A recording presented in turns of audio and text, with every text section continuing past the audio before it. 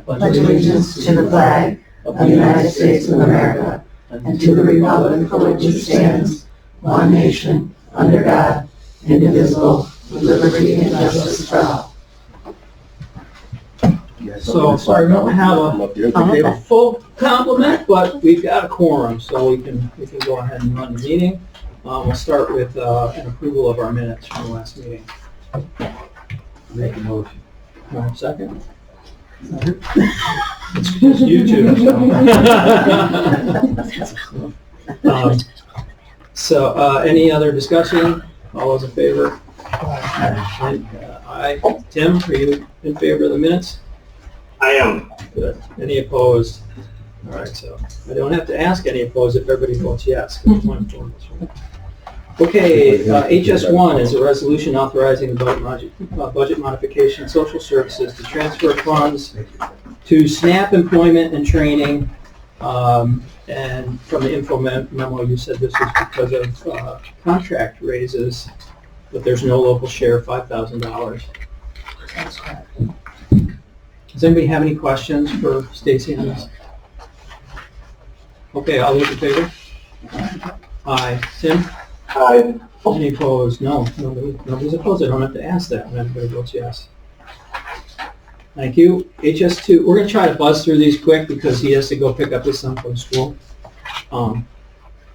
Resolution authorizing budget modification, Department of Social Services to accept Code Blue aid in the amount of $138,777. Make a motion. Any questions for Stacy? Just so you know what the Code Blue has to do. Are you familiar with it at all? Mm-hmm. I read that. Okay. Where is that warning sign? Gidget? It's across the street from the police station on the lower level of the Pontiac Terrace building. That's where, okay. It's kind of in the basement. Yeah, there's like a lower level. Mm-hmm. It's around the side of the Yeah. to get in. So that's Victory Transformation, Inc. Yes. And they actually use guys that are in their shelter, transitioning to self-sufficiency. They pick their shining stars, and they go over and they get paid to man that warming center. So it's also a way for them to build a resume, if you will. Mm-hmm. Approximately how many people utilize that facility? It varies depending, it's become less now that some of the restrictions are lifted from COVID. Mm-hmm. When COVID restrictions were in play, we had more because there was no ability to be in public space. Mm-hmm. But I would say now we're probably averaging between 5 to 8, 5 to 9 a night. Yeah. Okay. This is generally just during the winter months. Correct. It's when the weather falls below 32 degrees, we're required to shelter people even if they're not eligible for assistance. Okay. And having the warming station has solved some problems of abuse of the system, which was occurring last year, where people were able to call up and think they're going to have a motel room for the weekend and have a big party. So that's the only location? There's nothing out east? Now, we'll bring them into the warming center if we have to. Still cheaper than motel rooms. And it's limited hours. Correct. Yes, they have to leave the next morning, come back at night. Nice. Okay, all those in favor? Aye. Aye. Tim? Thank you. HS3 is a resolution authorizing budget modification, Department of Social Services to transfer funds to the legal fees. $45,000 transfer. This is because right now we're still in the process of we're down an attorney and trying to hire 2. Well, I wouldn't call them down yet because we were never up to 4 actually yet, but we're working on having 4. So look for a motion. Make a motion. Right. Any questions or discussion?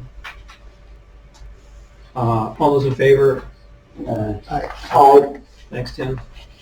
HS4 is a resolution authorizing acceptance for the rental supplement program and creation of a temporary social welfare examiner position in the Department of Social Services. So we'd be accepting $432,808. 15% of that is for administration. I'll look for a motion. Make a motion. Second.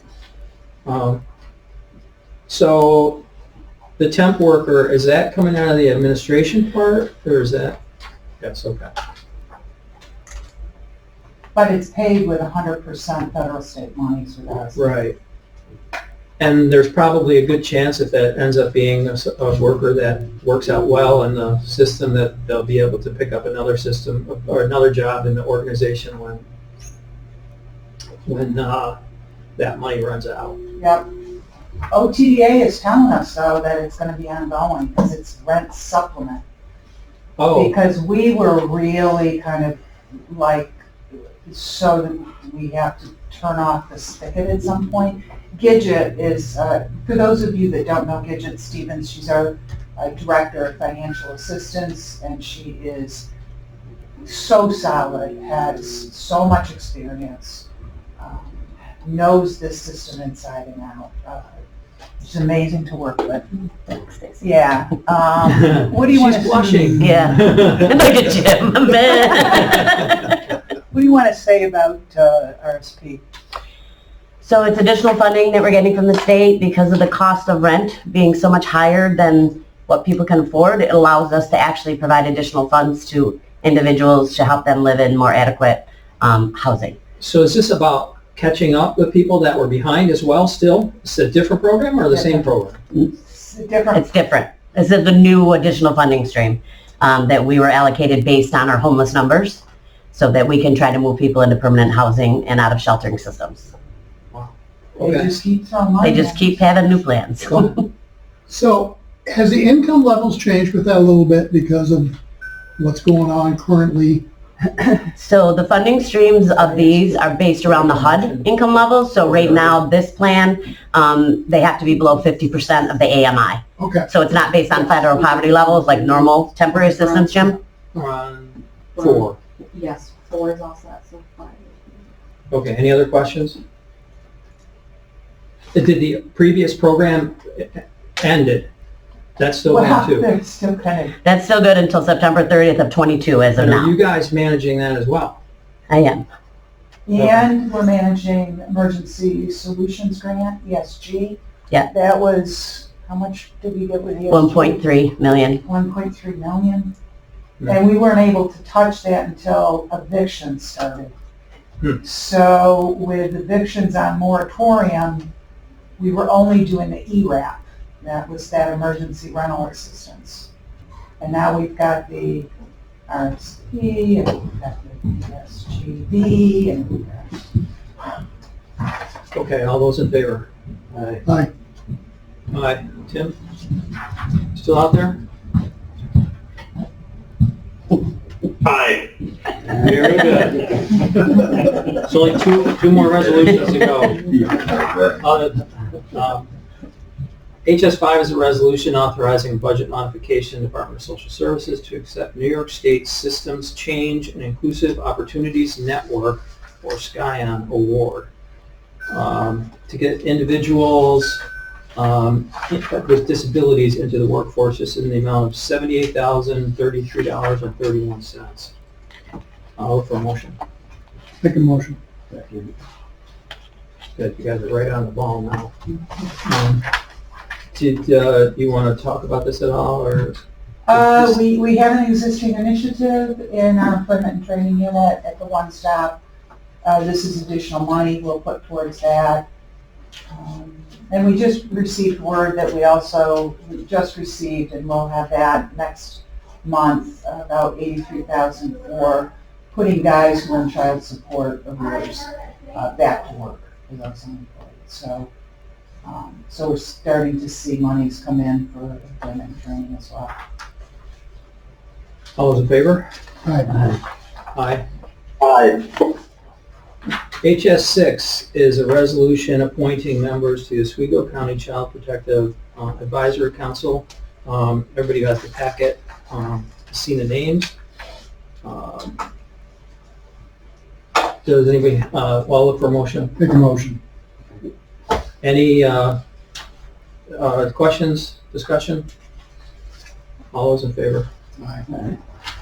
Aye. Aye. It's a strong board. Okay, now, the question is, the rest of the meeting is basically just reporting, other than the a resolution that we need to adjourn. Should we adjourn and let Tim go completely? Or he says he can conduct the rest of the meeting from his car and listen in, and we can try to get him for an adjournment at the end. If you don't adjourn, it just ends anyway when we all leave. Well, no, but legally, don't we have, I mean, how do we, if we have a quorum, we have to Well, if you adjourn? don't have a quorum, the meeting ends. Right, so my point is if we, Adjournment or not. is, I mean, as long as everybody's comfortable doing their reporting, he's gonna stay on as long as he can, and he's gonna listen in his car, but if we lose him, then we're just not there for an adjournment at the end, so it doesn't Right, change so- the information. Right, so Tim should just, speak up when he has to leave. Just so that the record will show what time he left. And that you therefore can't have a vote to adjourn. Did you get that, Tim? Understood. Thank you, everyone. Or we could adjourn now and just have our informational portion of the meeting, and he doesn't Yeah. even have to worry about it.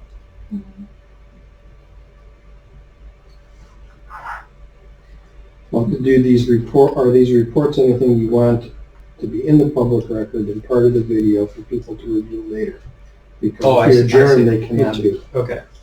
All right, Tim, we'll hang on as best you can. If you lose us, try to call back to my phone, okay?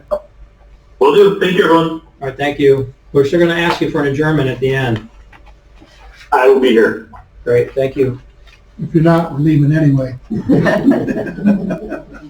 We'll all call in for the adjournment. All right, thank you. Okay, so, first up is the Office of the Agent. Okay. I did type these up, I didn't get them sent out though, so I will send them out after the meeting, so you all have them. But we now have all 6 of our congregate dining sites open. Mexico opened on January 16th. Sorry, February 16th, not January 16th. So all 6 sites are open. Again, they're not serving a sit-down meal yet. They are going for social hour, having nutrition education, nutrition counseling, any programming that they're bringing in, and then the meal is provided to them and they leave to eat the meal. The participants right now are being surveyed to see how comfortable they are with participating in a sit-down meal. Some sites have been very open that they want to continue on. Some have been a little more leery about sitting down and eating. So after the survey results are in, we'll take a look at them and see if we want to gradually add site by site to have the sit-down portion. Now that the COVID numbers are dropping down, I think it's a little more, it looks a little more appetizing to have them sit down and do that. We continue to actively look for a site in Oswego to have a congregate dining site open here. Again, this will be utilizing our ARPA funds to get that started and roll into hopefully our senior center that'll hopefully be opening in the health department building later. But we're hoping to have the Oswego site opened. We're hoping for end of first quarter 2022, but since we haven't located a site that meets all the needs, we won't be opening yet, because after we locate a site, OCO will have to hire a site manager for that site. So we're hoping within the second quarter of 2022 to have that up and operating.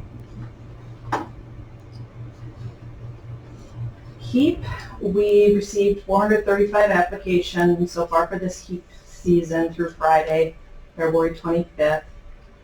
Of those applications, we have 8 pending in our office. So a lot of them have been processed by our office. Some of them went right directly to social services if they had a mixed case, if they had SNAP or assistance. HEAP has been extended though until April 29th. So we will be continuing to work on the HEAP applications a little longer. We are going out in the public again now since COVID numbers are down. We'll be going out remotely to assist people closer to home so they don't have to come into our office or just do the applications via the mail or over the phone with questions. So we'll be going out to numerous areas across the county in March, and then we'll be going out again in April since HEAP has been extended. Hoping to get those people that maybe just were discouraged from completing the application because of having to come into the office.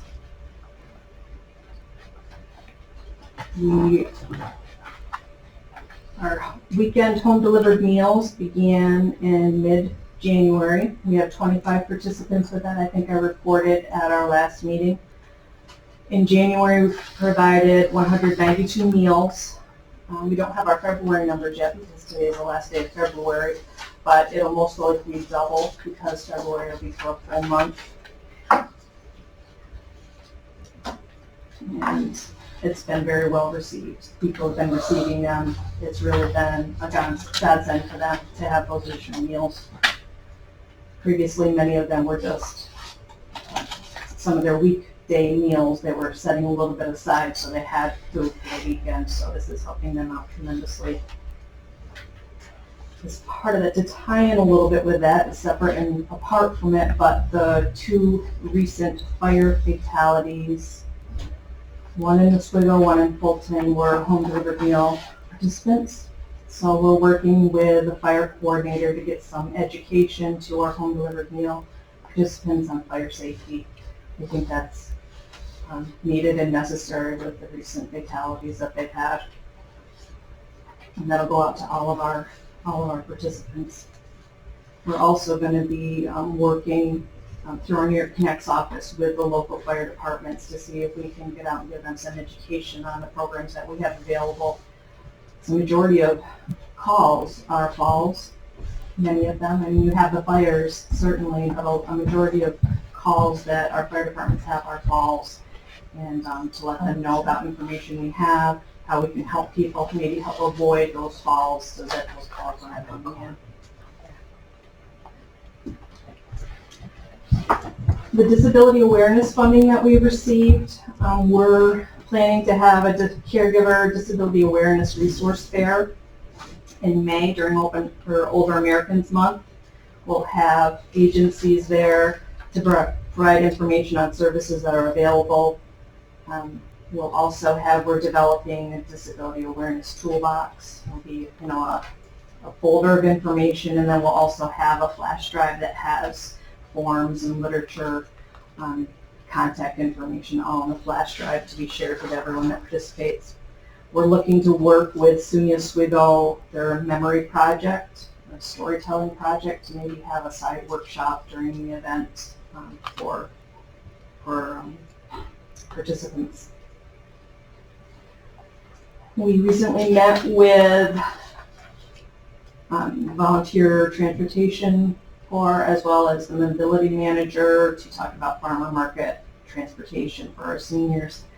We provided them with all of the senior housing complexes that are here in the county to try to, so they can figure out routes to get housing residents to the farmers market so they can purchase the fresh fruits and vegetables. We're also getting together a listing of the mobile home parks that our seniors participate in. And it might be a senior mobile home park, or it might be one that we know we have home delivered meal participants in it, to provide them with that information to try to get them as part of that transportation route as well to those farmer markets. They've identified 5 throughout the county. Only 2 of them that we're aware of work with our farmer market coupon program, the Fulton and the Oswego markets. So the coupons might not be able to be used at the other sites, but we'll still be getting people to those farmer markets to purchase fresh fruits and vegetables. We did ask if that transportation could go to the regional market in Syracuse because, Central Square, Phoenix, they might like to just go up there to utilize the regional market, and they said right now, depends on who they contract with for the transportation, if they're allowed to travel across the county line or not.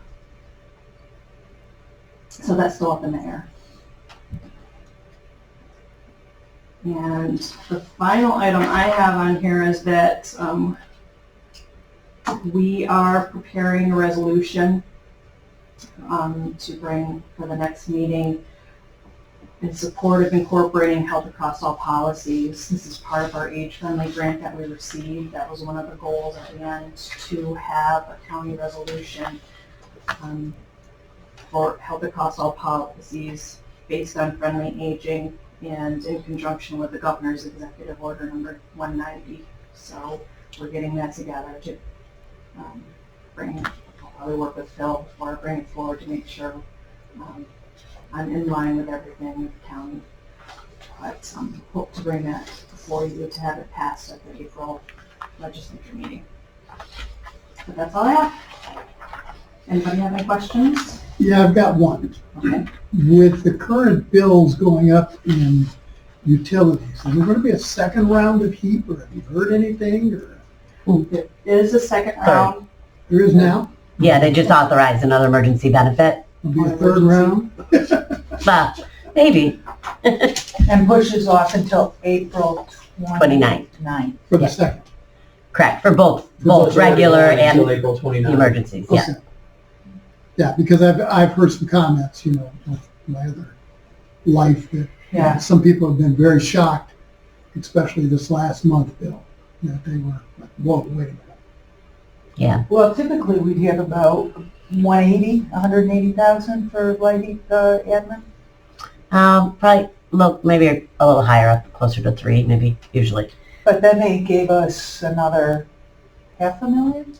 Yeah, about 500,000, Uh, 485 For just administration. for Correct heat. me if I'm wrong, but with the second benefit, you have to have your first benefit, you had to have your emergency benefit before you can get that second benefit. emergency benefit. Yep. And they have to exhaust that, and then, Yes. okay. There's also another program out there called the Regular Heat Supplement Program that's happening right now, where their National Grid bill arrears can be paid up to $10,000. So we're also working with households under that. That's a whole different funding stream outside of heat. Okay. And the water and utilities Yes. piece. Well, because they weren't allowed to turn anybody off during that whole Right. eviction moratorium. Correct. But $500,000 in addition to we need it. It's, we've got all hands on deck. When we came back, January 3rd, because we had the second off, right? Is that it? Yeah. We had Monday off, and that was the beginning of the emergency heat. We came back Tuesday to 600 calls for emergency heat. No doubt. So, and with our staffing vacancies, that was a heavy one. Right, with emergency heat calls, we don't assist at all. Those do go get promoted right to social services. Okay. We can only assist with the regular heat The application. first round. Yeah, because there are alternative, Certified, alternate certified. certified. Yes. Any other questions? Yeah, go ahead. You said you're opening up 6 sites, you said 1 Mexico, what are the other 5? We have in Parrish, Fulton, Hannibal, Central Square, Phoenix, and Mexico. Nothing on the northeast? No, we are working on that though. OCO right now they're working the Selkirk Landing. I believe there's a senior room there, so I've been talking with OCO to see what it would cost to try to have something in their Selkirk Landing. So that will get us there. We did previously have a site in Plasky and then in Sandy Creek, but due to rents, the rent where OCO does all of that, the rent went a little too high for them. Because at that time, having it open 5 days a week, it was very costly for the church to keep the heat on 5 days a week when it wasn't, and then have it on the weekend as well. So they were unable to find a place that had the water system that was needed and willing to work with them on a reasonable rent, so we haven't had anything in that area. But like I said, I'm really hoping to, of course, it all comes at a cost, but I would love to have something back now that Selkirk Landing is being built, to have something there. But that's gonna be a delay, because I just toured that a week ago, and NIMO hasn't even started to connect them up to gas and electric. I haven't even looked at what the cost would be right now, so by the time that is all, it probably wouldn't be something until to bring for the 2023 budget. To say this is what it would cost to have something there. Yeah, And it might come at taking a look at all the sites and see how they're utilized, to see if all sites remain open, or certainly in maybe not 5 days like it has been in the past in the Sandy Creek Plasky area, maybe 2 or 3 days a week. A lot of things to look at, but it would certainly be brought back to Human Services on anything that we look at moving forward. Okay. But certainly it's a concern of mine as well, up in that area of the town. Well, years ago, there was one in Plasky. Yes. It's at the Plasky Ringgold Fire Department for many, many years. We had a kitchen there as well as the site. And then it moved to a church in Sandy Creek. And that's where it ended up discontinuing from that site. And I think Selkirk's a great idea. Lacona Soup Kitchen was open 5 days a week, and we knew that there was another alternative for them to go at no cost, and we provided transportation to that site as well. But now that has been, since COVID, that site has been closed. In Selkirk, the big apartment building is senior only. Yes. So, you've got a good base right there before you even have the community that would come in and use it. Okay. And so we would still look at providing transportation as well, because Springbrook is there, and it's a little bit of a distance to get from Springbrook to that location, so there'd be a lot of things to look at. Okay, Stacy, wanna get us to start with a fraud report? So my apologies, I know legislators have been really looking for information on our fraud and benefits recovery operations. And with that, I'm going to turn it over to the expert. Gidget, you want to talk a little bit about fraud and your team? And So did the summary get mailed out to everybody? Yep. Okay. Yep. Yeah, we have the report. It's in the packet, so for Okay. all the legislators to see. So currently, our fraud team, the last couple of years have been a little challenging for fraud because there has been some limitations set on what we have been allowed to do based on state waivers and our inability to take negative action on households at this time. So I think that that's one thing that I want to note, that it has been challenging based on staffing shortage. We've been down 2 investigators because of the hiring freeze that we were unable to fill over the last couple of years. We have recently refilled those, and they are currently in training. They actually just attended the State Institute for their investigator training. So hopefully we're going to be able to start to see a little more progress going forward once they get up to speed and they're able to go out and do some of those investigations for us. During the pandemic, we were not allowed to require people to come in for face-to-face interviewing for our fraud investigations. So if we reached out or if we had an inquiry and they just didn't come into the agency or didn't respond, we were not allowed to take any negative action against their cases. So that has kind of limited some of the investigations we've been able to do. We have restraints that have been placed on us by the federal and state mandates. They are currently in place still for fraud. We still can't require them to come in face-to-face, but they are relooking at a lot of the mandates and waivers that we have in play as of March 31st. So as of April 1st, we may see a change in the direction of what we're allowed to require people to come into the agency and discuss with us as opposed to what they voluntarily can come in. On the side of program with investigations, as some of you may or not be aware, there's been a lot of waivers for like SNAP benefits. Households have been given maximum amounts every month, so the state has disallowed us to calculate those amounts as overpayments because it was additional federal funding that was offered due to the pandemic. So if and when we had an inquiry and we had to look into that case, when looking at those overpayments, we had to disregard those additional allowances that households have been receiving for the last couple of years since the pandemic has started. So that's just kind of helpful to understand where the limitations are as far as what we can do as investigations. But the team as a whole has done well with what we call cost avoidance on things that we can do internally. So during the freeze, were they actually listed as fraud investigators that were frozen? Social services investigators is the civil service title. Okay. So we had one that retired and we had one that took a different position in our child welfare team. And those we had vacant for an extended period of time. So again, it was social services investigator? Yeah. Okay, go on. So what was I saying? I think just as far as the team internally, as you guys can see in the report, we have been conducting what we call administrative disqualification hearings.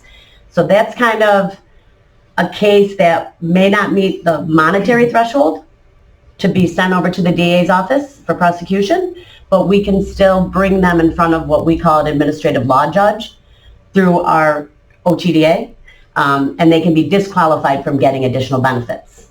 So that's where we see a lot of those misuse. So an example might be somebody who was incarcerated, but we receive a report that their card is still being used and those benefits are being accessed. We can't prosecute them because the amount of money is minimal, but the misuse of the card allows us to disqualify them from getting future benefits. So those are the types of cases that happen internally within the investigative team that don't get to the district attorney's office, because even though they're disqualified, they don't meet that threshold that we've increased, which was $1,000. And as Stacy noted in your summary, we recently increased that to $3,000 because we were seeing that there was a disadvantage to the larger families who may have had 1 month of overpayment that would have been more than a single individual may have had who was frauding the system for 6 to 8 months. Just because their benefit levels are so much different, we thought that that was kind of an unfair advantage, so we did increase the threshold to $3,000 at that time. So I don't know if you guys had any questions after reading through the summary. It might be easier if you just let us know, what you might want clarification on. So you said so an administrative disqualification disqualifies future Correct. benefits. Yeah. For how long? So a first offense is 6 months, second would be a year, third can be up to 3 years, and then after a third, they can be indefinite.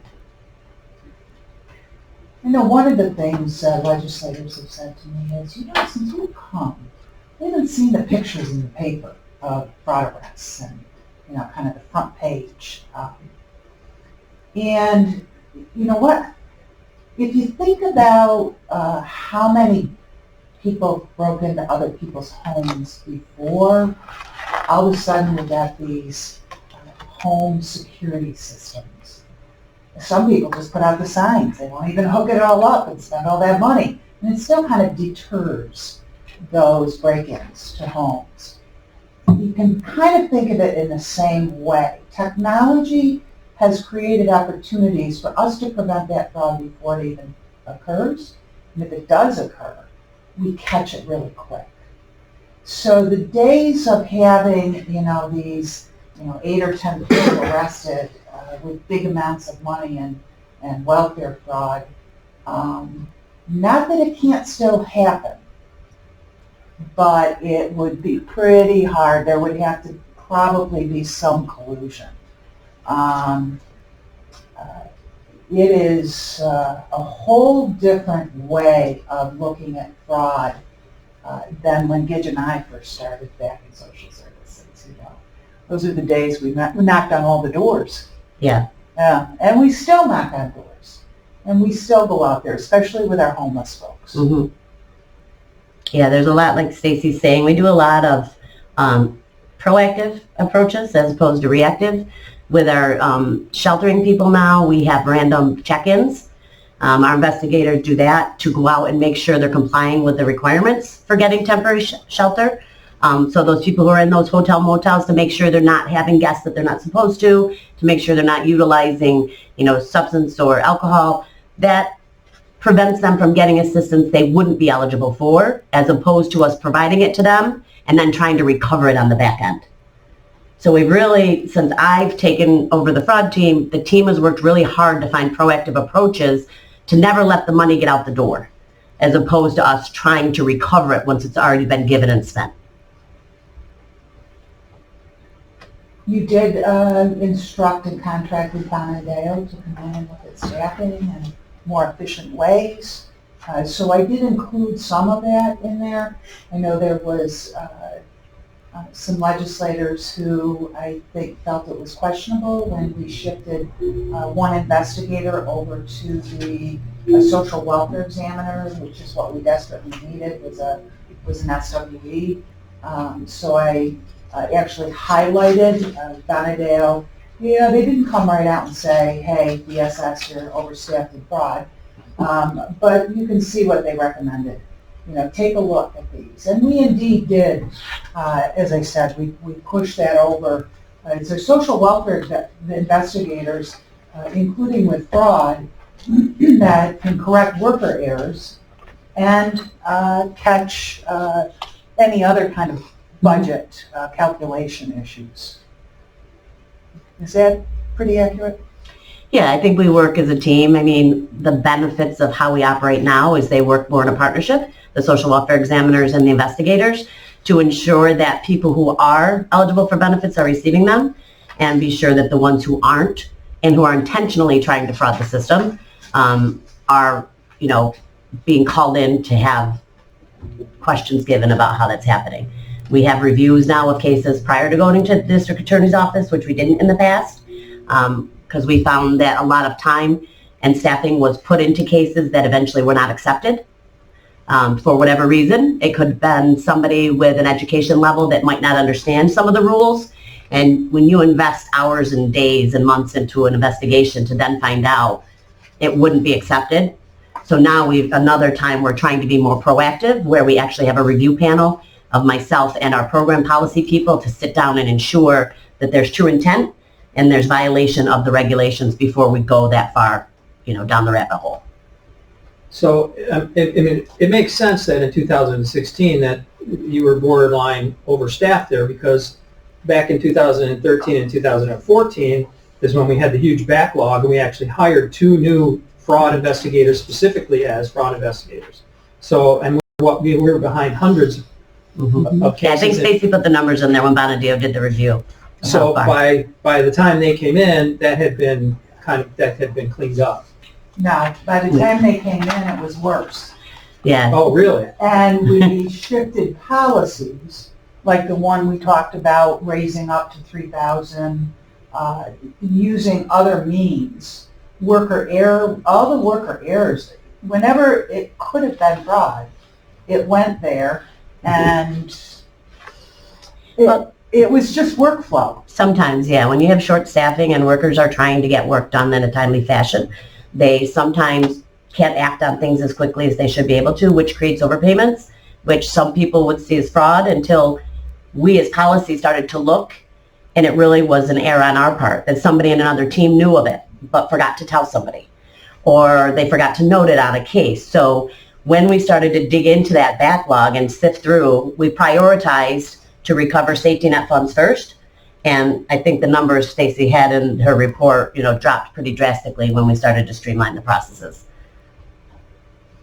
It was just kind of one of those things. We always did it that way, so we continue to do it that way and put more staff at it. And it really takes diving deep into, you know, really that lean process. Those of you that have worked with me and Marty know that, you know, we've gone through a lot of analysis of processes to streamline and to make government as efficient as we can be, given that we're government.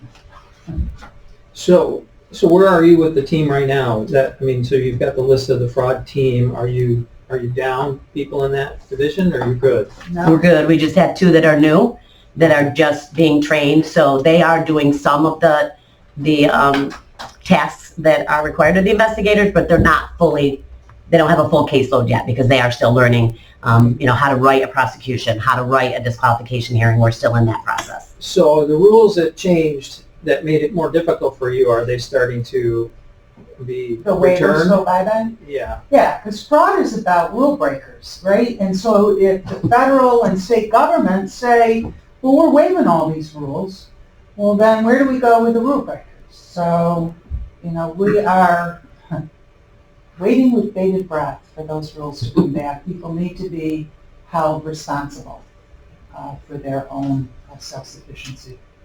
I mean, and does that have, I mean, will they ever force face-to-face to be the only way to apply, or is that? Well, right now, it's in March 31st, they're relooking at it. So we have gone back to face-to-face temporary assistance interviews. I was allowed to decline that waiver, but the fraud side of it, investigations, I haven't been allowed to decline that waiver yet. So you If can't we can make, decline the waivers, we do. Right. you can't make someone come in. For a fraud investigation meeting, correct. Currently, I can't. I can do it over the phone, but we can't force them to come into the agency. While they're there for their interview? We can try, but if they leave, it's just, they're just different animals. So temporary assistance gave us the opportunity to require them to come back in for face-to-face because for, 2 years we weren't allowed to do that either. But March 31st, like I said, they will be relooking at waivers again. So we're hopeful that by April 1st, we may have a change in direction. So 2019, there were 10 cases, but in 20, only 2, and in 21, that's still 0. Just because, okay, data For not available. prosecution. Yeah. Yeah, data not available yet. Yeah, no, they send us that as far as the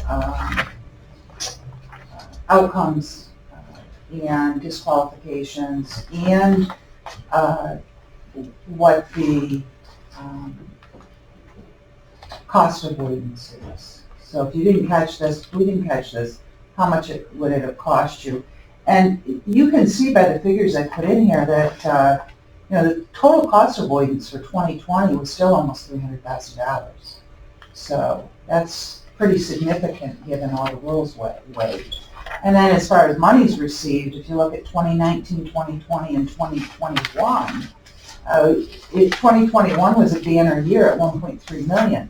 Some of that is we could collect on all these, huge UIB, and people had a lot of money. And so we could then collect it back into our coffers. So not everybody kept all that money. And then in 2019, on the chart on page 3, you don't have a cost avoidance for 19 listed, 30 disqualifications, but there's no number there. So those would have been probably those misuse that I spoke of, where there was no money taken, but the person gave the card to somebody to use it and it was reported to us. So that's when we have those 0 amount of recovery, but we can disqualify them from future benefits for providing their card and their PIN number to another individual. Okay. So those types of disqualifications don't factor into an amount of cost avoidance. Correct. So only 2 in 2021 refused by the DA. What happens then? Well, we can do a disqualification hearing internally if the DA doesn't think they have enough information to support a prosecution. So it would get referred back to our investigators. We would rewrite the summary to meet the needs of our disqualification hearings, and then we would present it to a law judge within our agency.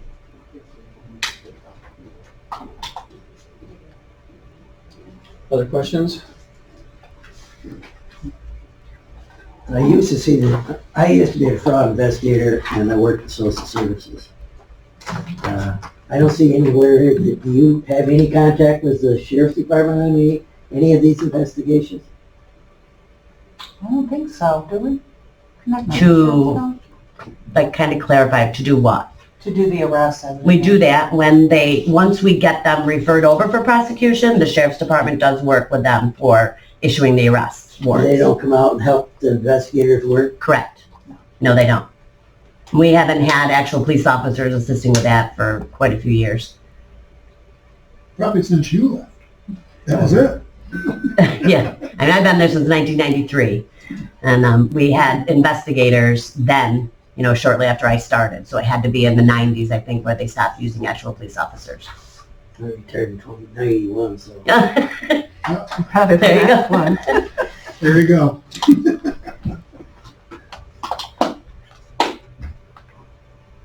Okay, well, I have no further questions on that. That's good. Thanks, Gidget. Mhm. Okay, so you can go on, Stacy, to the rest of your report. Sure, so I just had a couple of, things on my updates. And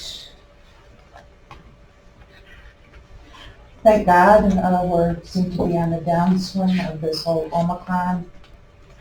As I reported out, between January 1st and February 16th, when I wrote the report, we had 36 staff out as positive COVID and 22 staff out because of positive members in their household or exposure to the office. So it was January and the beginning of February was difficult. Really, our existing staff are shouldering a lot of responsibility right now. The workloads are really heavy. They are reporting back that, when we was on, we're doing the best we can to recruit and get people hired and try and get people trained and up to speed. Some units and divisions are easier than others. You can imagine that the folks at the front line in social welfare examiners and caseworkers in our child and family services unit are the most difficult right now. But it's not been an easy winter thus far. So we are, Marty and I, we should have done a dance this morning as far as numbers being down on people out of work.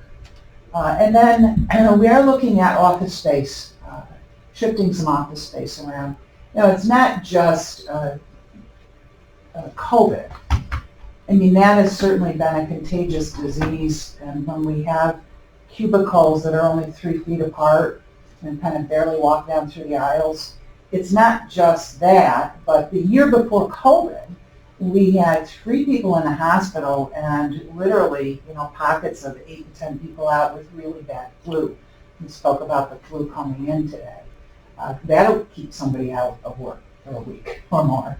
And so being able to kind of spread people out a little bit, given our where we're at with imaging, I want, when you moved everybody out of that DSS building in Mexico and temporarily housed them at the old community college, and then they all came back, it was this lady right behind me that took care of all of those details. And she has as well covering all of the details for where we're going with our space. So with that, Marty, you want to give a quick brief on our Mexico office space? Yeah, the staff have worked really, really hard. Gidget staff was one of the first bunch that started with digitizing their records, and I think they've been doing it for 10 years now. 2009 we started. Yeah, so almost 12 years. Yeah. Over 12 years. Yeah. So gradually, we have 2 giant floor-to-ceiling racks, sets of rolling racks of about, 20 different file bins on the first floor that take up just a huge amount of space, like 1,500 square feet easily of space, that we almost don't need at all anymore. So we're looking to have those dismantled as soon as we can completely empty them, and have them disposed of, return the flooring to level, and then recreate a unit within that space for all of our Medicaid examiners, because we can get 100% return for the furniture for Medicaid staff. And then we're going to pull the fraud team downstairs. Right now they're upstairs with adult services. We'll pull them downstairs because the resource coordinator that oversees them right now supervises a lot of the support teams that are on the first floor as well as the fraud team that's upstairs. So we're trying to bring them all together and also have access to the examiners that are on the first floor for better collaboration. Gidget staff have also implemented a lot of upfront interviewing when people apply for public assistance for the investigators to see them. Once the waiver is lifted, they'll be able to start doing that again. So they'll have easy access to do that as well. Also, in removing those rolling racks, we'll be able to pull the child support desks apart a little bit. That's one of the spaces where they're just 3 feet apart, so that people can have a little bit more breathing space down there. Then upstairs, we are moving mental hygiene around to create more office space for the attorneys once we're ever able to find them and hire them, and create some space for some specific teams that we're creating around FIPSA and preventive services to work with some specific groups. So that then we can also have more room for caseworkers. Caseworkers are just row after row after row. I think there's about 9 rows of back-to-back cubicles that are just 3 feet apart with the rows. And then the supervisors are all around the exterior, doubled up with very little privacy at all for them to be able to talk to their staff about their cases. So we're looking to find a way to make that better. Meanwhile, we're constantly arguing over or juggling conference space, especially now that we do so much Teams virtual sessions with people, both with clients and with other partners and each other. It's impossible to do that when you're sitting in cubicles that are that close together and still be able to hear each other and be able to speak and contribute. So by getting rid of some of the file cabinets that we no longer need, if anybody wants any of those, let me know what to do with those. Get rid of those. We can create a larger, could be a training room downstairs where Gidget staff are, because it was just loaded with file cabinets before.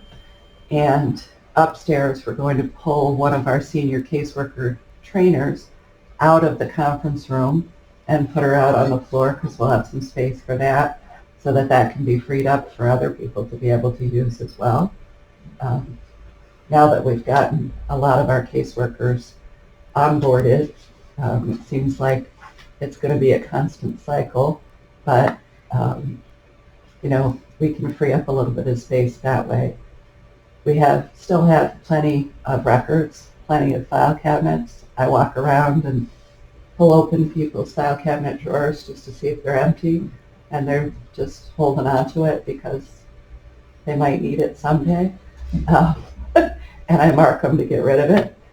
So we're just really pushing for people to be able to really buy into this so that we can have ease of access to all of our records.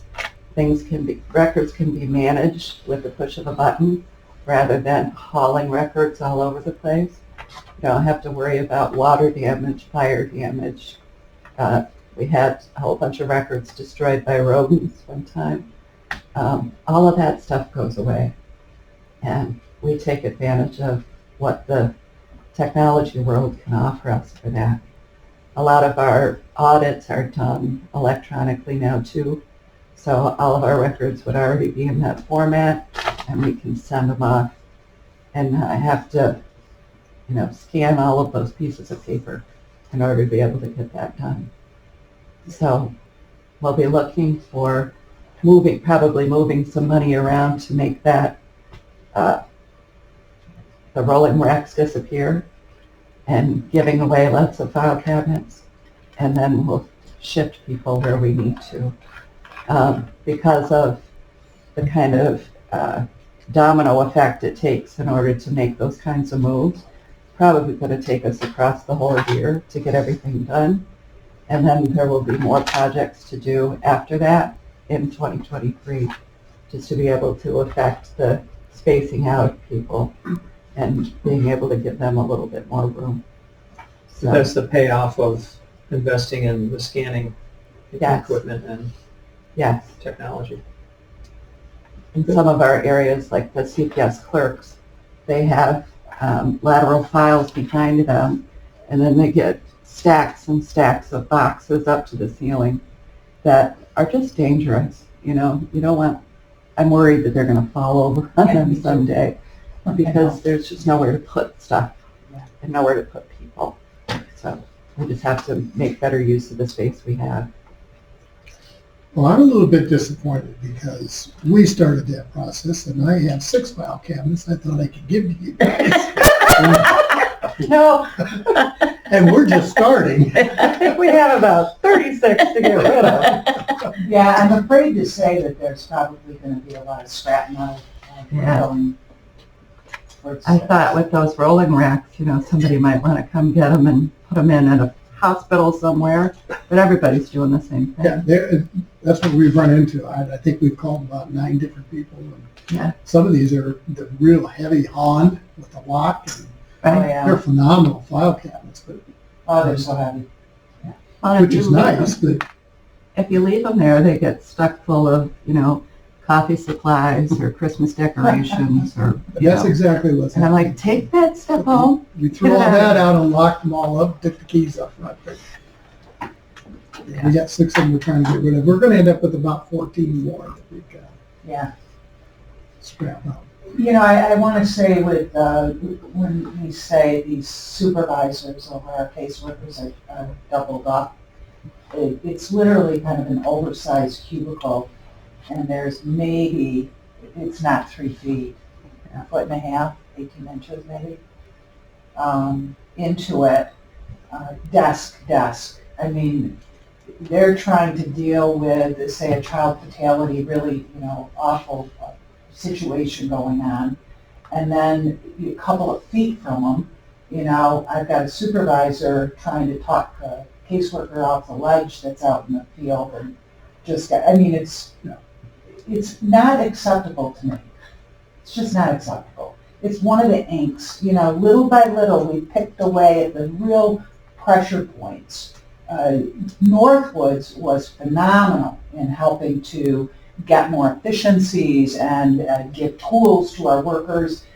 Now we've got to begin to look at how do we support them all. And I've got some ideas I'll be promoting this year that will cost some money. In the long term, we're hoping it'll save money. But you know, in business, sometimes you have to spend a little money to save a lot in the end. And that's kind of what we're formulating right now. We need to get a CPAC in place and get many eyes and thoughts coming in to really look at our plans. But it all is syncing up with what the federal laws are and where the state's direction is. And I still struggle with it. You know, after 41 years in child welfare, I do believe in families' resiliency and everyone needing an opportunity to heal, but I also see such danger in some of these families and to leave kids there versus placing them. It'll be a new journey for us. We'll get real good at our risk, health, and safety assessments, and we got to get good at it. So just having, you know, what is it, more than a third of our staff with less than 2 years? Almost half, right? Yeah. Almost half of our caseworkers is disconcerting for me. And it's I'm not not sure only if on the it's job experience, but life experience in general. Yeah. Because they're so young. A lot You of see, last month you reported there were 37 vacancies Where does that number stand this month? Up or down? Probably down a little bit. We have done some hiring in the units. I didn't hear the question. So we reported out 38 vacancies last month. Where are we at now? It's gone down a little bit. We have done some hiring. I have 11. You have 11. So I'd say we're probably in the mid-20s now. Mm-hmm. Thinking With of your that. hiring, there have been people that have still left as well. Mhm. That's true. Yeah. That is true. Yeah. We had a couple of senior caseworkers, so those are the supervisors. We don't usually lose them. Mhm. Leave us for other jobs.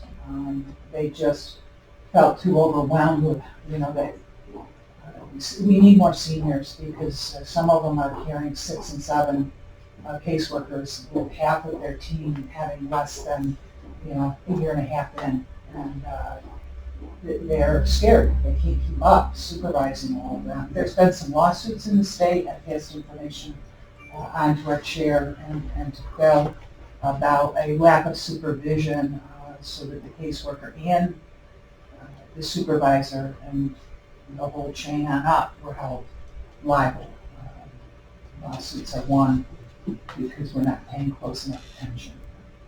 So that is probably one of the things pushing me the most to really take a look at our child welfare staffing. Mm-hmm. That and the number of fatalities going up. I mean, it's crazy. So I do appreciate all of the support from legislators. Thank you.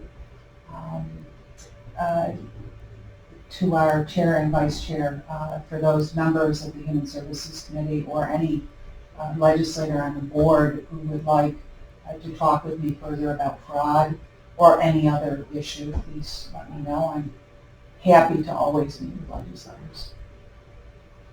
Well, I did try to solicit questions, but I didn't hear any. So if you have something else? No. Okay, is that it That's for update? Okay, well, good I luck. could go on and on and on, but I'm not going to. Yeah. Lots happening. All right, Brian, I'll kick it over to you. Alrighty, so you guys got a packet. I'm not going to go through everything, but I put together some information that I'll be sharing with my board coming up and some information out there. That's mine. I re-gave you guys my goals I submitted back when we did the budget, so you'll see a little bit of what we're preparing for 2022. New York State Council, the Governor's Youth Council, is currently seeking applicants for the new term, which will start April 1st. Each county's allotted one student, one youth to be a part of that, so it's all on our webpage, but I also gave you guys a little bit of a printout in case you have any young person in mind that might be interested in applying. The state picks the young person, but because they're looking to have a big diverse population of students involved.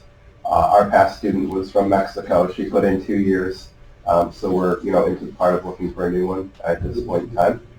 We already have applicants coming in, but I wanted to share that. Just give you a little update on where we are heading into the summer as we're coming out of COVID. Currently, actually, my numbers are updated. We have 205 young people enrolled to go to camp this summer so far. So we are ahead of where we were last year at this time, and we're continuing to see applicants coming in daily. We do have some jobs available, so I posted those as well. If you're, I don't really have any concern that we won't fill those, but if you know anyone at this point in time looking for work, we have some positions listed which are going to be there. If you follow social media, every Wednesday we do a Welcome Wednesday where we introduce a new returning or new staff person coming through just to keep it updated. Our Ready project. So this month, I'm kind of in between. This is the in the middle. Last month, you guys approved some stuff for their seeker, and now, right now, it's in the process of the environmental quality review until March 30th, and then next month I'll be back again to finalize. Oswego County being the lead agency, moving through our 2 Ready projects at Camp Hollis and Independence Trail. So those are both moving along. Our CFA we're also moving along with. Right now we're just finalizing the scope, so that I can get that to Holly in purchasing, and we can look to move forward with the winterization of the lodge for Camp House. Camp Zerby, happy to announce that we have a AmeriCorps member out there who really is interesting. Linda McKinstry, when I first started at the Youth Bureau, she was actually running Scriber Recreation. She's worked Struble Recreation. She's had a long history of running summer camps, and she lives out in Williamstown, and she's going to be running Camp Zerby this summer, but right now she's working with AmeriCorps to put the programming together and do some recruiting for our young people, which tomorrow the camp opens for registration. We will be running a full camp this summer at Camp Zerby. We're looking to have up to 30 campers that would be with following compliance with staffing regulations, and I'm not too worried that that won't sell out for the 4 weeks as well, but we'll look to do that. I know that Legislator Yearden's been a big help with that, and again this year I'll invite him out to kick off the camp, and hopefully he doesn't bring the snakes and stuff like he brought last year, but then I'll go well.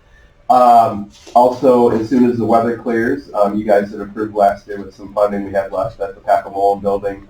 The construction will be done out there, which is important because that will also then make that building be year-round. So if, meetings and such where we get calls daily, we have a rental at Zerby later next month, going into March, which normally we don't do, but long story short, the people already advertised that there'll be a Camp Zerby next month. So now I'm kind of in a pickle, but they understand there'll be no heat, there'll be no nothing, and they're good with that, but there's going to be a program out there.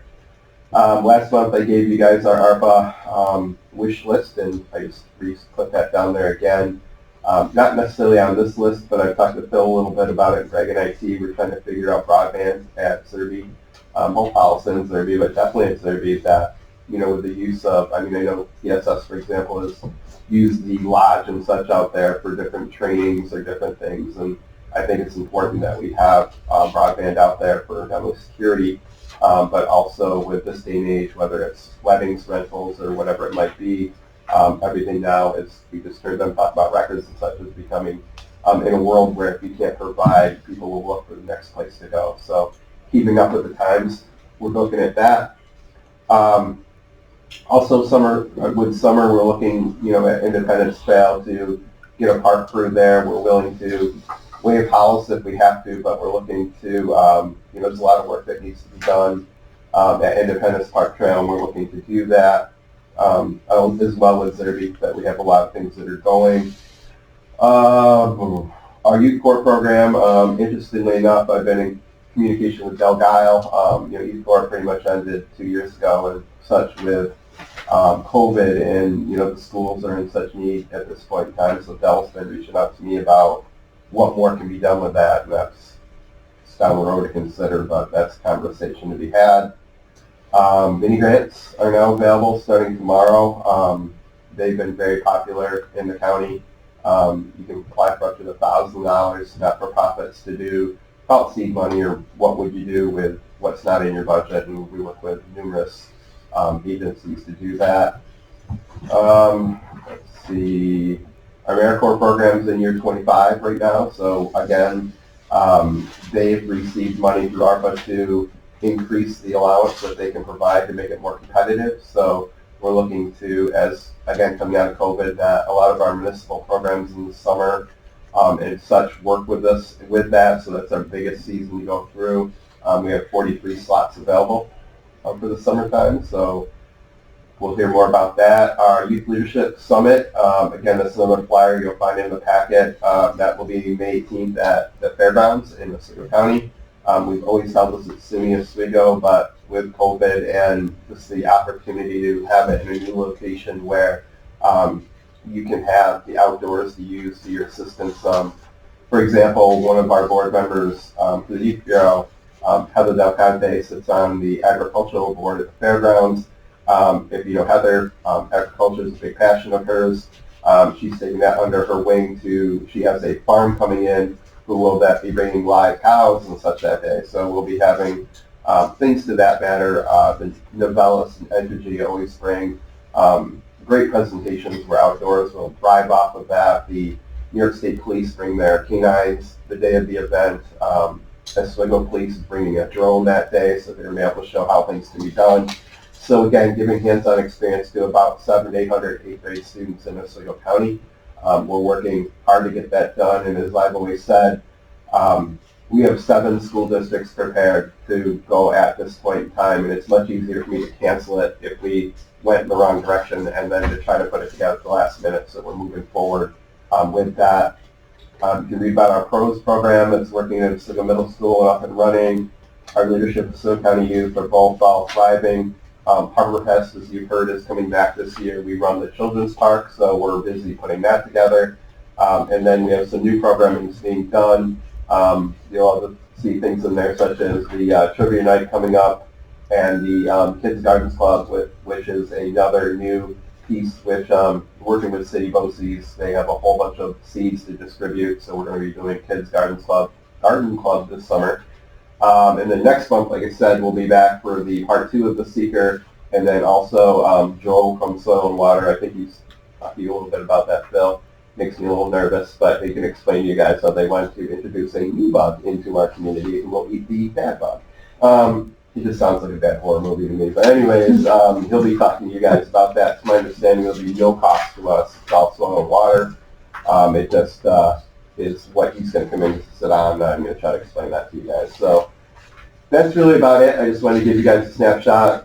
Like I said, I know I had a lot last month, and it sounds like I'm going to have a lot next month. So I just want to make this as quick as I could give you, but give you an update. And for those of you who are on my board, you'll get a more detailed update next month. But that's it. Thank you. So, Phil, have we had many applications for the Veterans Director? We have a few. Has there been any discussion of starting to do interviews? Now I gotta talk to the chairman. He's been gone for a week or two. I think he's coming back. I spoke to him today. He's on his way back. So Okay. I'll talk to him this week about who his plans are. Great. Does anybody have any questions for Brian? I forgot to ask. What's the minimum age to sign up with AmeriCorps? I don't know. 18. You gotta be 18? Okay. There's no top limit. Hey, Tim, are you still there? He's got to unmute. Can you hear me? I can hear you. Would you? Hey, did we say happy birthday to Brian, by the way, or no? No. You want to start singing for him? Or? I sang the whole song. I must have been on mute. Oh, well. Oh, okay. Well, good. At least we know you did. What a guy. All right. I'll look for a motion to adjourn. I'll make it. Yeah. All right. Second. All in favor. Aye. Thanks for hanging in there, Tim.